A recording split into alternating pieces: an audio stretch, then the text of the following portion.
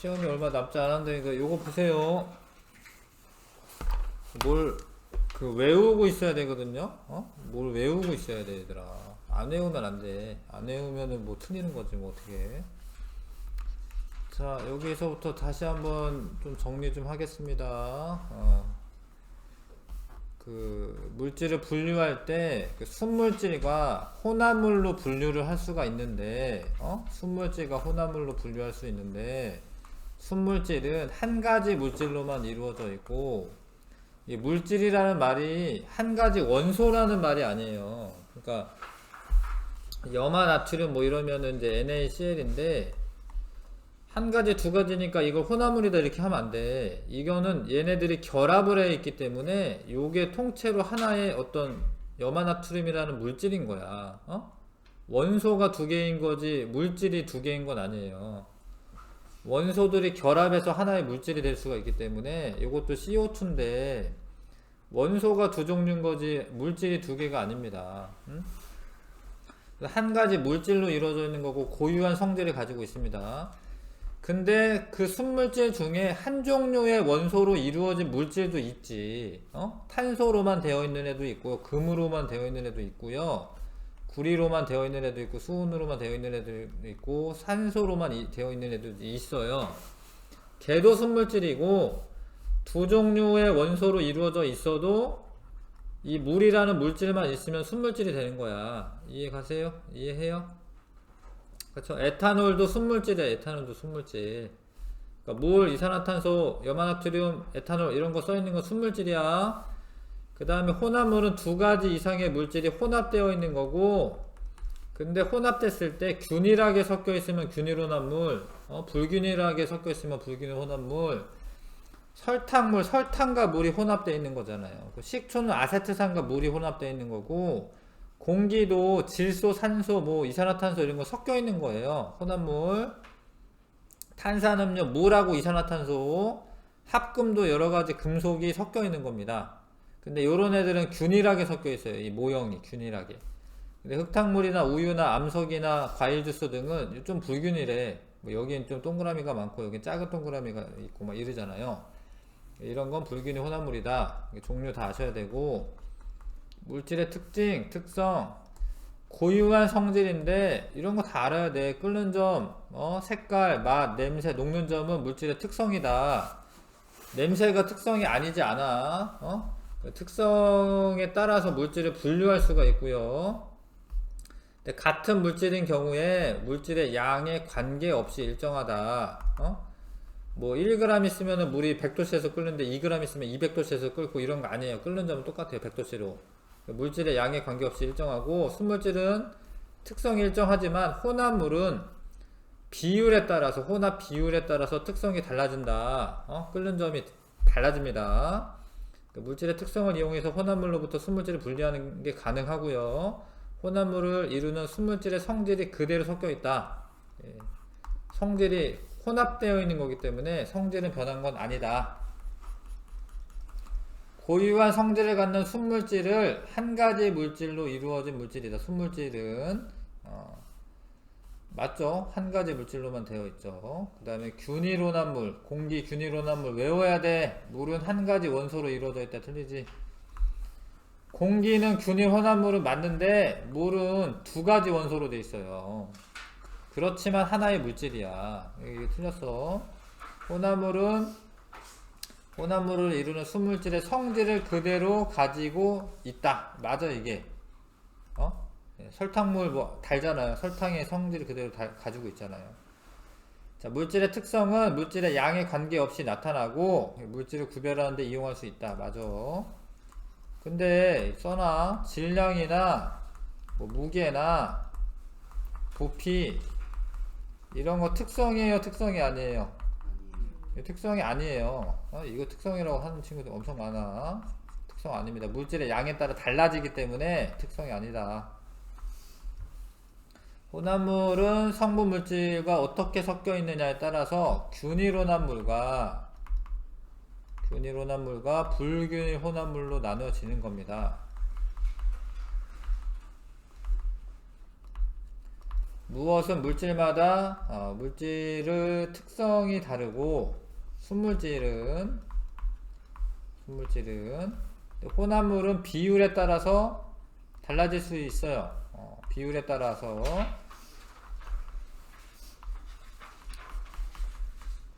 자, 넘기세요. 그 물질을 분류를 할 때 뭐가 이제 뭐 물 같은 게 떠 있어. 근데 그거에 이게 혼합물인지 뭐 순물질인지 알아보고 싶으면 끓여보는 거예요. 그래서 끓는 점이 일정하잖아? 그러면 순물질이야, 순물질. 근데 끓는 점이 조금 높은 데서 끓어가지고 이렇게 변화되잖아. 이렇게 변화되죠? 일정하지 않죠? 그럼 혼합물. 얼을 때도 어는 점이 일정하면은 순물질, 일정하지 않으면 혼합물. 자, 그래서 이제 소금물에 끓는 점이 그냥 물보다 조금 높거든요. 그래서 달걀 삶을 때 소금을 넣으면 더 높은 온도에서 삶아져요. 더 높은 온도에서. 그러면 더 잘 익고, 라면 끓일 때도 스프를 먼저 넣으면 혼합물이기 때문에, 혼합물이니까 물이 끓을 때 더 높은 온도에서 끓습니다. 그래서 라면이 조금 더 잘 익는 거죠. 그 다음에 이렇게 염화칼슘 같은 거를 뿌리면 혼합물이 돼서 원래 0도씨에서 얼어야 되는데 뭐 한 마이너스 5도씨에서 어는 거야. 그럼 마이너스 한 22도면은 안 어는 거예요. 얼면은 미끄럽잖아. 그래서 이게 어는 거 방지하기 위해서 염화쿠션 같은 걸 뿌리는 겁니다. 제설제로 뿌리는 거고, 겨울철에 자동차에 냉각수가 얼지 않게 부동액을 첨가한다. 그러니까 보통 냉각수로 물을 쓰는 거거든요, 물. 근데 물이 얼지 않게 한다라는 거지. 겨울철에 얼지 않게. 혼합물의 특성입니다. 어는 점이 내려가는 특성을 이용하는 거죠. 자, 그래서 고체와 액체 혼합물에 끓는 점은 순수한 액체보다 혼합물에 끓는 점은 순수한 액체보다 끓는 점이 높다. 달걀을 삶을 때 소금을 넣으면 빨리 익는데 고체와 액체 혼합물에 끓는 점이 높은 거를 말하는 거죠. 맞죠? 동그라미고요. 고체와 액체 혼합물의 어는 점은 순수한 액체보다 낮은 온도에서 얼기 시작하고 어는 동안 온도는 계속 같은 온도를 유지한다. 틀렸지? 좀 점점 어떻게 돼? 이렇게 낮아지죠? 이게 농도가 진해져서 그런 건데 어쨌든 낮아져. 자, 넘어갑니다. 자, 끓는 점은 일정하게 유지될 때가 끓는 점이고, 물질이 다르면 끓는 점이 다르게 나타나고요. 이게 물질이 같기 때문에 끓는 점이 같은 건데, 근데 양이 다르면은 조금 더 시간이 적게 걸리긴 해도 끓는 점은 변화가 없는 거야. 78도씨로 변화가 없는 거죠. 근데 이건 양에 의해서는 달라지지 않지만 압력에 의해서 압력에 의해서는 외부 압력이 높아지면 끓는 점이 높아집니다. 압력밥솥 같은 거. 근데 압력이 낮아지면은 끓는 점이 낮아집니다. 그런 거 이제 산에서 밥해 먹을 때. 그 다음에 어는 점이랑 그 녹는 점은 원래 똑같아요. 녹을 때 온도랑 얼 때 온도랑 일정하게 유지되는 온도가 똑같습니다. 자, 그래서 요거 만약에 현재 온도가 녹는 점보다도 낮은 온도면 고체, 녹는 점보다는 높은데 끓는 점보다 낮으면 액체, 끓는 점보다 높은 온도면 기체 상태로 존재하는 거야. 잘 따지셔야 됩니다. 끓는 점은 액체가 기체로 되는 동안 일정하게 유지되는 온도이다. 맞죠? 끓는 점은 같은 물질의 경우에 양에 따라 달라지지 않아요. 같은 물질이면 끓는 점이 똑같은 거고요. 외부 압력이 높으면 끓는 점도 높아지고, 한 물질에서 녹는 점과 어는 점은 서로 다르다. 틀려. 녹는 점과 어는 점은 서로 같습니다. 자, 물질은 녹는 점보다 낮은 온도에서, 그러면은 고체지, 고체. 녹는 점보다도 낮으면. 녹는 점이 어는 점이랑 똑같은 거지.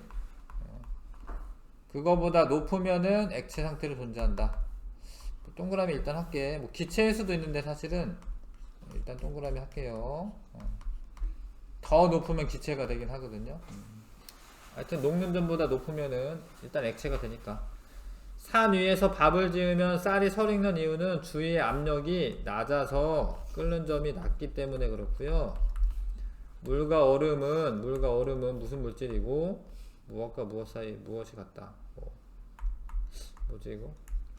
같은 물질? 네, 같은 물질이고 녹는 점과 어는 점이 같다. 이렇게 쓸게요. 녹는 점과 어는 점은 물질의 종류에 따라 달라지는 거지 양에 따라 달라지는 게 아니에요. 자, 그래서 물질의 특성 중에 밀도는 부피분의 질량 외우셔야 돼. 이거 부피분의 질량 밀도 구하시려면 부피분의 질량 외워야 됩니다. 밀도 크면 가라앉고 밀도 작으면 뜨고요. 뭐 구명조끼, 뭐 헬륨 풍선, 가스 누출 경보기에서 LNG는 밀도가 작거든요. 밀도가 작으면 천장 쪽에, LPG는 밀도가 커. 그러면 바닥 쪽에 설치하고, 용해도는 용매 100g에 녹는 용질의 그람 쓰고, 고체 용해도는 보통 온도가 올라가면은 용해도가 증가하죠.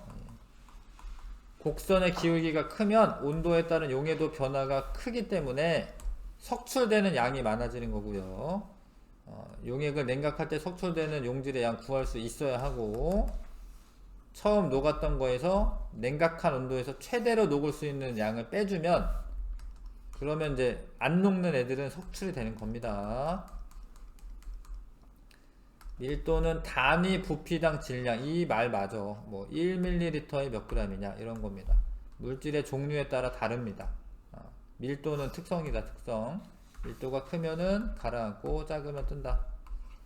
고체 용해도는 곡선의 기울기가 클수록 냉각 시 석출되는 용질의 양이 많지. 많이 녹았다가 조금 녹으니까 석출되는 양 많아지는 거죠. 용해도는 용질과 용매의 종류, 온도에 따라 달라지며 물질의 특성이다. 맞아요. 이게 이렇게 달라진다라고 해서 뭐 달라지면 특성 아니지 않느냐? 그건 아니야. 용해도는 물질마다 저 달라지는 정도가 달라요. 그래서 특성이 맞습니다. 밀도는 단위 부피당 질량으로, 부피분의 질량이니까 질량을 부피로 나눈 값. 같은 물질이면 무엇과 양에 관계없이, 양에 뭐 이게 와자가 이상하네. 관계없이 밀도는 뭐 일정하다. 답이 뭐죠? 양은 양이네. 일반적으로 무엇일수록 고체의 용해도가 증가한다. 온도가 증가할수록. 고체의 용해도는 압력에는 거의 영향을 받지 않습니다. 구명조끼 입으면은 물보다 밀도가 작아서 뜨는 거고요. 자, 기체의 용해도. 기체는 온도가 낮을수록 많이 녹고, 다 외워야 되는 거예요. 압력이 높을수록 증가한다. 기포가 많이 발생하는 거는 안 녹아서 그런 거다. 아셔야 돼요. 안 녹아서 그런 거다. 용해도가 작아서 그런 거다. 기체의 용해도는 온도가 낮을수록 압력이 높을수록 증가한다. 맞죠? 수돗물을 끓이면 수돗물 속에 염소 기체가 있거든요. 용해도가 감소하여 염소 기체가 제거된다. 맞죠? 염소 기체가 제거가 되고요. 잠수부가 잠수병에 걸리는 이유는 물 위로 빨리 올라와 압력이 낮아졌기 때문에. 그러면은 혈액 속에 녹아있던 질소가 기체가 되면서 기포가 돼. 혈액의 흐름을 막아요. 그러면 이제 죽을 수도 있습니다. 잠수병 걸릴 수도 있습니다. 빨리 올라오면 압력이 낮아지기 때문에, 압력이 낮아지면 용해도가 감소하여 기포가 생기거든요. 혈액을 막으면은 잠수병 걸리는 거죠. 탄산음료 뚜껑을 열면 압력이 낮아져서 기체 용해도가 감소하기 때문에 기포가 생긴다. 맞는 이야기네. 자, 넘겨주세요.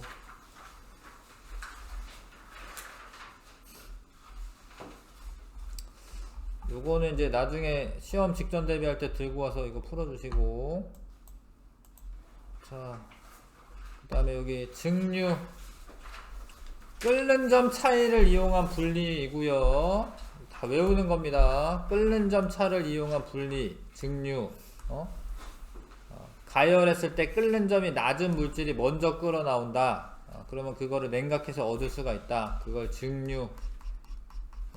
바닷물에서 식수를 얻는다던가, 탁주에서부터 소주를 얻는다던가, 원유 분리할 때도 증류를 이용하는 거고, 물과 에탄올 분리할 때도 증류 이용하는 건데, 끓는 점이 낮은 애가 먼저 끓어 나오죠.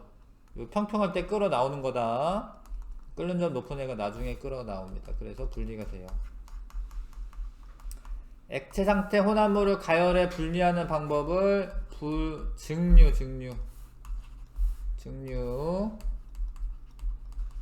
그 다음 액체 상태 혼합물을 가열하면 끓는 점이 낮은 물질부터 먼저 끓어 나오고, 증류탑을 이용해 원유를 분리할 때 끓는 점이 낮은 애가 위쪽에, 끓는 점이 낮은 물질이 위쪽에서 분리됩니다.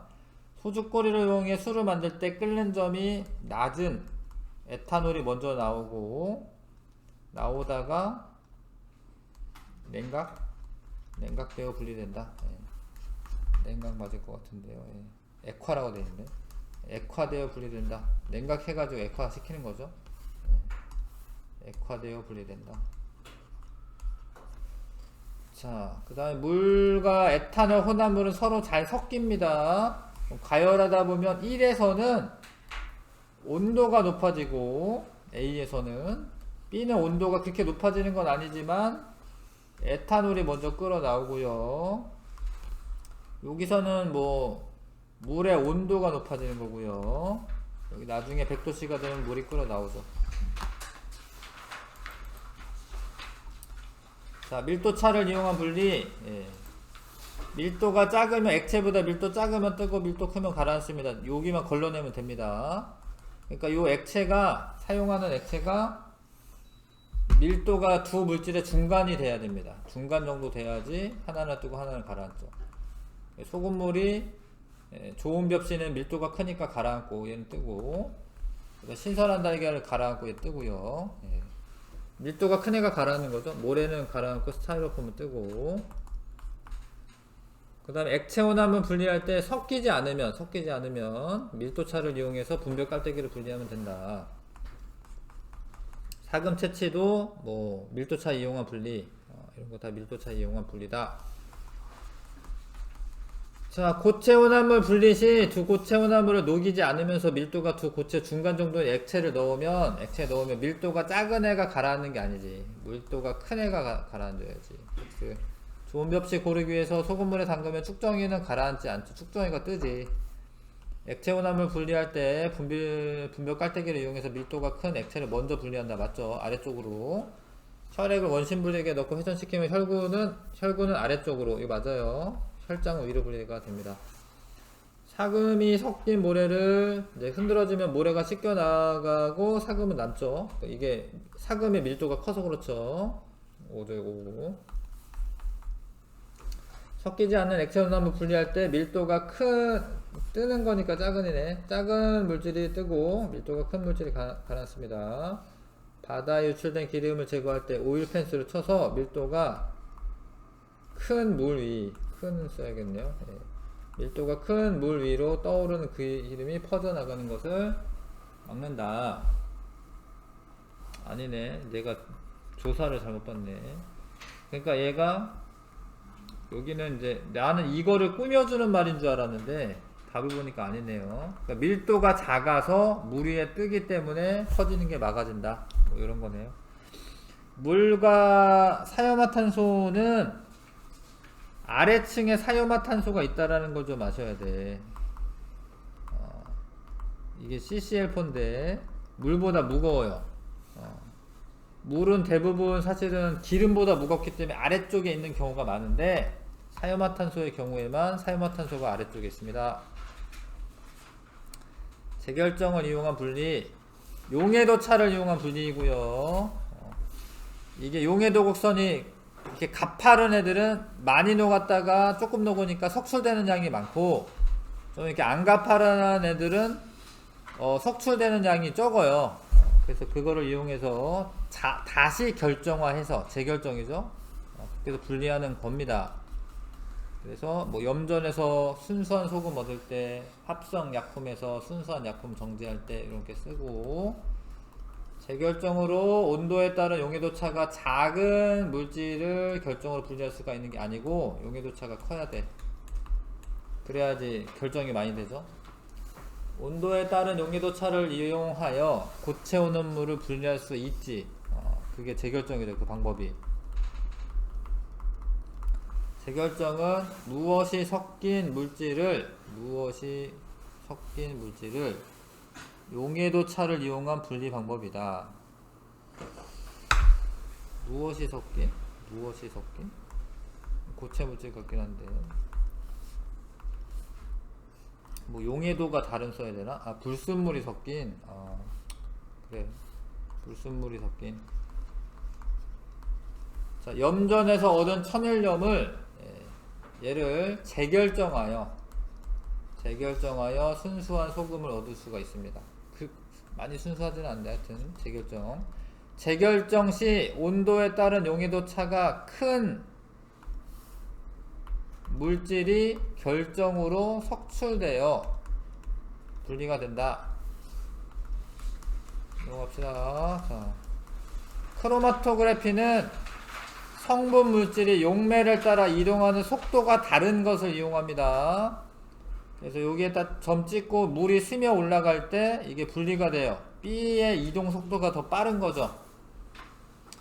그래서 이런 거는 이제 소량으로도 분리할 수가 있고요. 성분 물질이 복잡해도 분리할 수가 있기 때문에 되게 유용한 방법이고, 얘는 순물질, 얘는 혼합물, 얘 순물질, 얘 혼합물, 얘 순물질 이렇게 보시면 되죠. 위치가 똑같으면 같은 물질입니다. 같은 조건에서 실험했을 때. 자, 그래서 크로마토그래피, 뭐 운동선수 도핑 테스트, 잎의 색소 분리, 사인펜 잉크의 색소 분리, 중금속 검출 이런 데 쓰인다. 크로마토그래피는 혼합물의 성분 물질이 용매를 따라 이동하는 속도 차이를 이용한 거다. 동그라미. 크로마토그래피 특징은 간단하고 분리하는데 걸리는 시간이 짧다. 맞죠? 성질이 비슷한 복잡한 혼합물을 한 번에 분리하기 어렵다가 아니라 가능합니다. 크로마토그래피로. 크로마토그래피 결과 올라간 높이가 낮을수록 용매를 따라 이동하는 속도가 느리죠. 빠른 게 아니라. 크로마토그래피를 하면 성분 물질이 모모에 따라 각각 분리된다. 이동 속도 쓰면 되겠네요. 그 다음에 용매의 종류에 따라 성분 물질이 뭐 써야 되지? 이거 답을 쓰면 이거 녹는 정도와 이동하는 속도 차이. 크로마토그래피 문제구나. 그러니까 수성 물질은 물을 용매로 사용해야 되고요. 뭐 유성 물질, 물에 안 녹는 애들, 이런 애들은 이렇게 기름 성분의 그런 지용성 용매, 무극성 용매를 사용해야지 크로마토그래피 실험을 할 수가 있습니다. 일단은 여기까지 해야겠네. 프린트 증거는 다 가져오시는데, 근데 다음주 월요일에는 뭐 국어랑 뭐 역사 보는 거잖아요. 그쵸? 월요일에 월요일에 뭐 보죠? 영어 역사구나. 영어 역사 공부해야 되니까 일요일에 나올 수가 없잖아. 맞죠? 그래서 화요일에 국어 역사니까 요때 뭐 하여튼 2시부터 만약에 이제 국어도 해야 되는 친구들도 있잖아요. 다른 학원에서 국어 해야 되는 친구들. 아무튼 일요일에 2시에는 와서 뭐 한 6시까지나 아니면 6시에서 10시 요 타이밍에 여기에 와서 하거나 여기에 와서 하거나 과학을. 알겠어요? 월요일. 일요일에 오지 말고. 알겠어요? 예.